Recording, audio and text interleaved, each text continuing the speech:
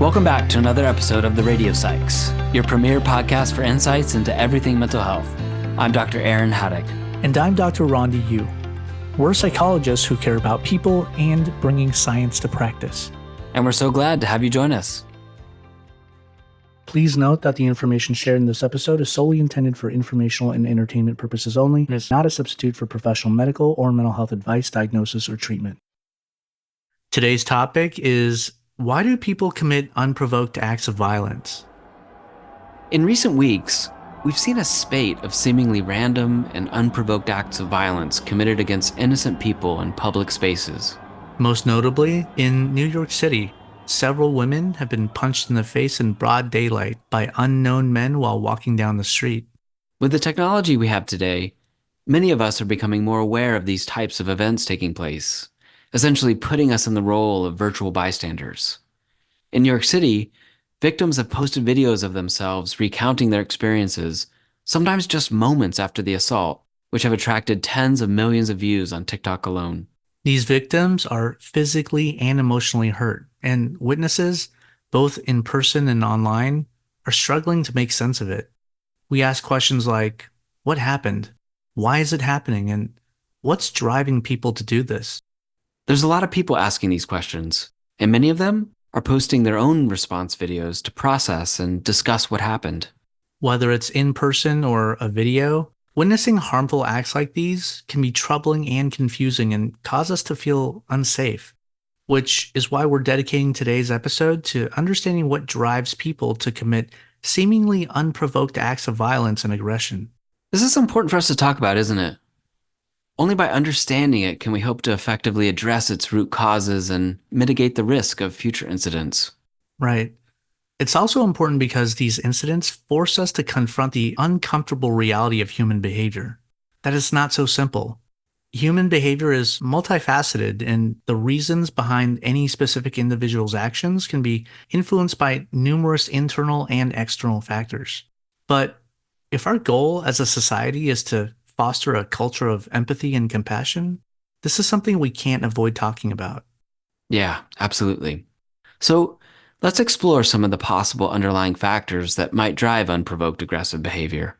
Yeah, let's do it. The first thing we should address is the assumption that when a person engages in unprovoked violent behavior, it's because the person is suffering from a serious mental illness, like bipolar disorder or schizophrenia. What's the reality? Well, the truth is, violent and aggressive behavior is relatively rare among people with serious mental illness. And when it does occur, it's usually intertwined with other issues, like concurrent drug or alcohol use, having experienced child abuse, or living in a high-crime area and exposure to violence.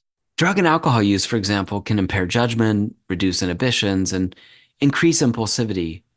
And research indicates that co-occurring use of these substances can exacerbate existing psychological conditions and make a person more prone to aggression.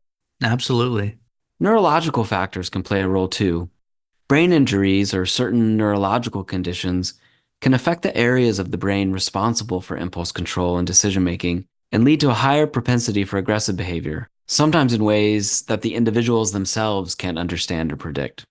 We also need to consider the fundamental ways in which human behavior is shaped and strengthened by what results from our actions.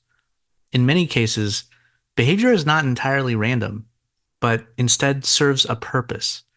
And we engage in acts that either give us something we want or get us out of something we don't want.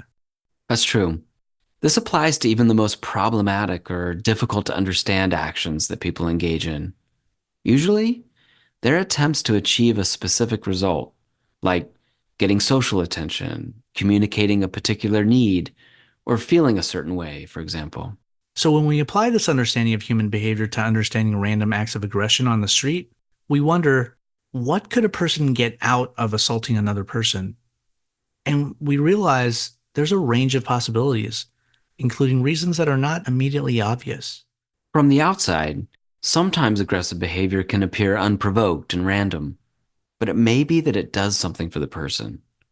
For example, they might see their action as granting them some form of social attention or sense of power and control, which may make it more likely for them to do it again in the future. For some, aggressive behavior may be a coping mechanism. When dealing with stress, trauma, or emotional pain, some may turn to aggression as a way to deal with or escape these feelings, especially if they lack healthier coping strategies. It's a lot to consider. And while these factors might offer some explanation, we want to be clear that they don't excuse harmful behavior. However, through understanding, we can find ways to prevent violence, support individuals in need, and create safer communities for all of us. That's right. With that in mind, we should address the obvious role social media plays. When videos of aggressive acts and discussions of them go viral, it has the potential to create a contagion effect, which is a psychological phenomenon where an idea, emotion, or behavior spreads rapidly through a population. In this context, there's a real concern that witnessing acts of violence or aggression online can inspire similar behaviors in others and trigger a wave of imitation. We've actually seen this in violent trends that have gone viral on social media, like sucker punching people from behind and fight compilations, which are videos composed of fight snippets that everyday people record, usually on their cell phones. It's a form of observational learning, and this isn't just theoretical. Meta-analyses, which are basically bigger studies that combine the results of many smaller studies to see what the overall trend is, have shown that individuals exposed to media violence on a regular basis are more likely to accept and imitate violent behavior. And the viral feedback loops created by social media have the potential to serve as a form of social reinforcement, encouraging aggressors or others by showing them that such behavior garners a lot of attention.